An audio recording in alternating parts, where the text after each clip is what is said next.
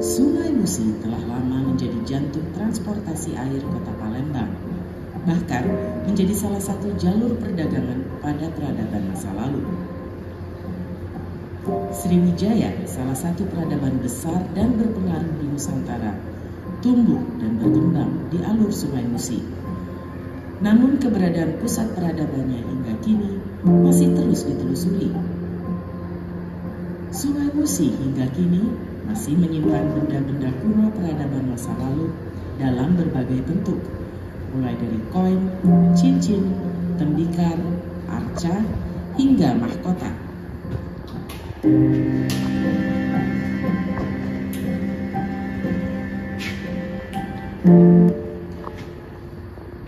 Dari video tadi kita ketahui bahwasanya Sungai Musi sangat dibutuhkan oleh masyarakat yang ada di sekitaran Sungai Musi, terutama di Palembang.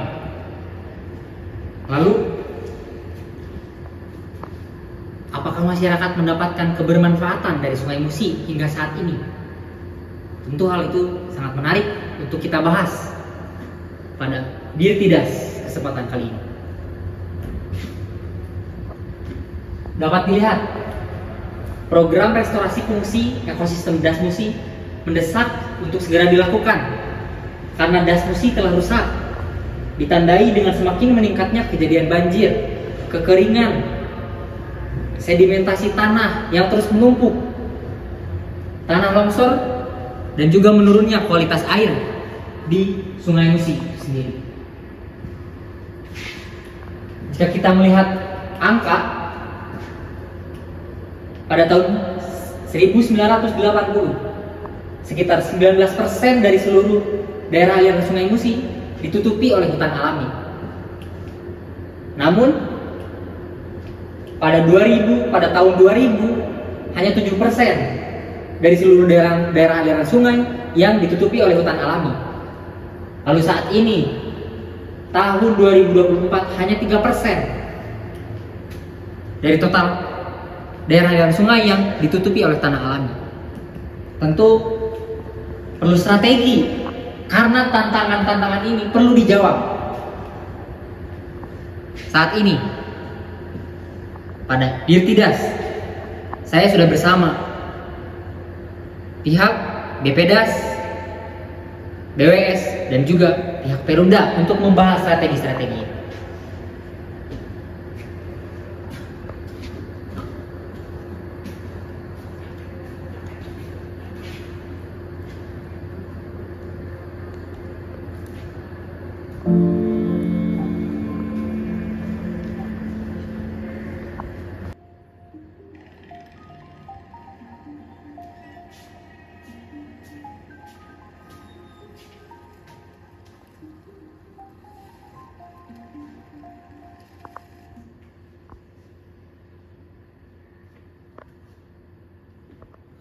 Berdasarkan data, terdapat 700.000 hektar hutan di Sumsel itu mengalami kritis akibat pembalakan.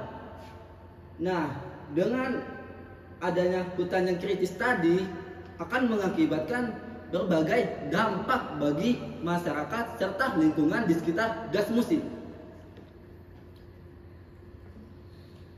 Adapun dampak yang terjadi akibat pembalakan tadi yaitu mengakibatkan hutan gundul dan tidak terjadi transpirasi gitu, sehingga mengganggu siklus curah hujan atau mengganggu siklus air gitu.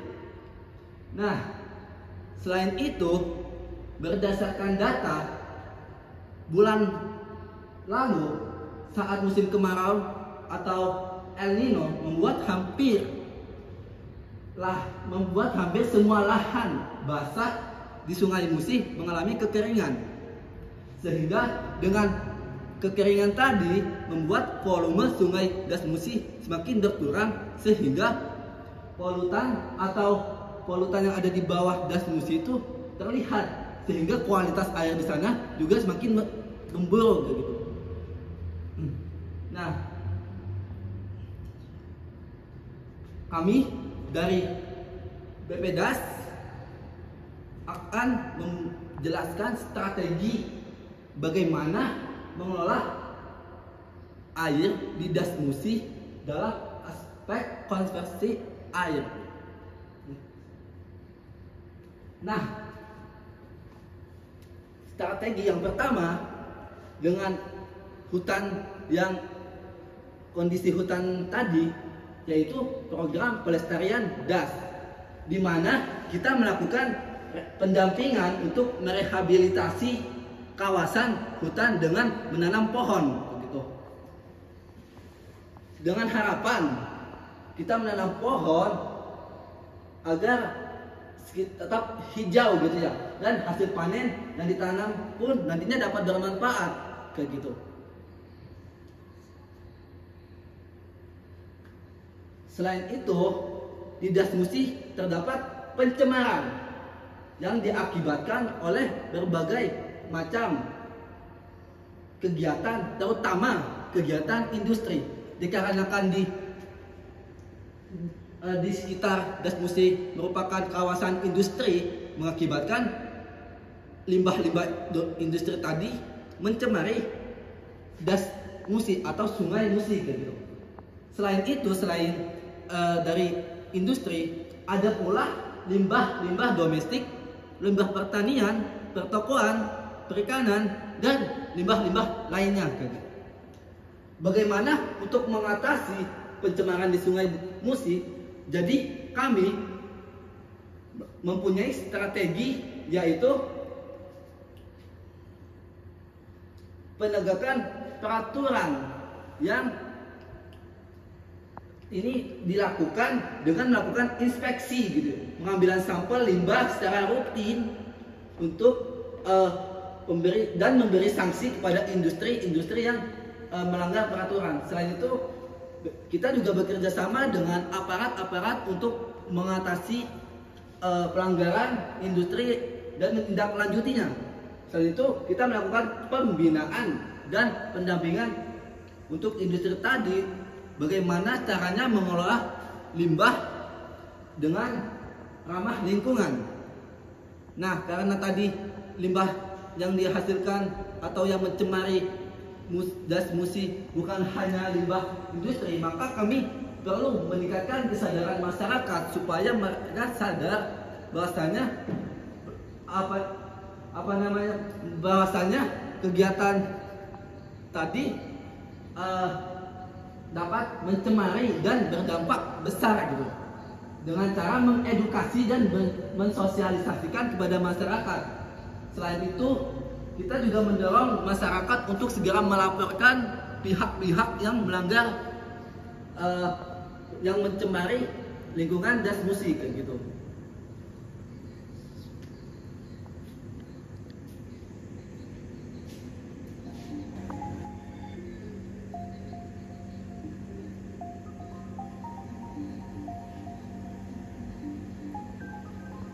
Saya perwakilan dari Perumda di Sungai Musi. Visi misi dari perusahaan kami adalah menjadikan perusahaan air minum yang terdepan dalam penyediaan air minum yang berkualitas, handal, dan berkelanjutan untuk meningkatkan kualitas hidup masyarakat. Pada tahun 2023, perusahaan kami mampu menurunkan kebocoran air dari 25% menjadi 20%. Kemudian kami menargetkan pada tahun 2025 kebocoran akan turun hingga 10%. Selain itu, pada tahun 2023 juga konsumsi pelanggan turun dari 10 liter per hari menjadi 80 liter per hari. Dan kami menargetkan pada tahun 2025 konsumsi akan turun hingga 50 liter per hari. Selain itu, kami sudah mulai untuk memanfaatkan air limbah domestik untuk menjadi air baku yang dapat digunakan untuk menyiram tanaman dan sebagainya. Pada tahun 2023, kami sudah mampu mengolah sebesar 50% air limbah domestik. Dan kami targetkan pada tahun 2025 100% air dapat diolah kembali. Selain ketiga hal tersebut, kami sudah mulai memanfaatkan teknologi berupa Kaskada yang dapat membantu mengontrol untuk distribusi pasokan air dan juga untuk mendeteksi adanya kebocoran pipa. Yang kedua, kami juga sudah melakukan perbaikan infrastruktur berupa rehabilitasi dan pergantian pada pipa-pipa yang sudah tua dan rusak. Kemudian kami juga akan mencoba untuk kampanye edukasi dengan mengedukasi masyarakat terkait pentingnya menjaga pasokan air kita. Yang keempat, kami juga mulai akan merekomendasikan kepada para pelanggan untuk menggunakan teknologi yang hemat air, di mana kami akan mencoba untuk subsidi air. Kami akan mencoba untuk mensubsidi air yang menggunakan teknologi hemat air.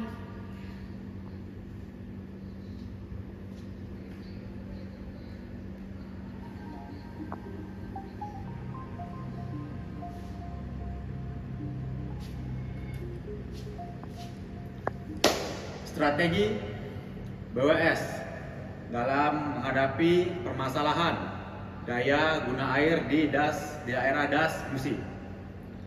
Peningkatan kualitas sungai, kami memiliki strategi dengan manfaat meningkatkan daya tampung air dengan normalisasi dan pendalaman sungai.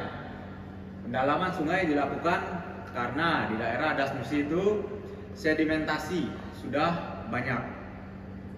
Membangun tanggul dan bendungan untuk mengatur aliran di Das Musi, serta memelihara drainase sehingga tidak terjadi banjir. Yang kedua, daerah rehabilitasi Das Musi. Reboisasi hutan di Das Musi menjadi langkah awal yang penting dalam menjaga daya guna air.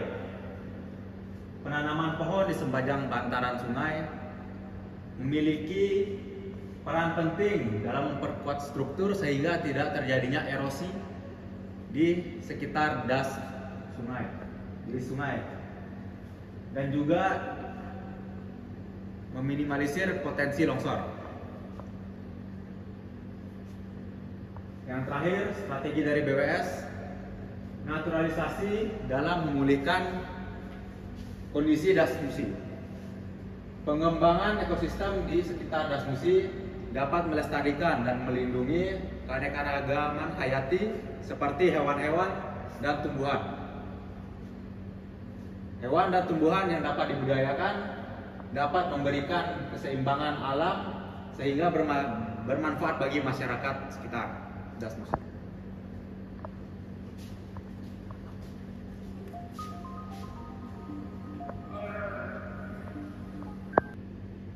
Berawal dari penemuan tidak sengaja para pencari kayu di Sungai Musi, semakin banyak orang ikut mencari benda-benda. Baik, tadi sudah disampaikan terkait strategi-strategi dari pihak BWS, PPDAS, dan juga pihak dari Perumda.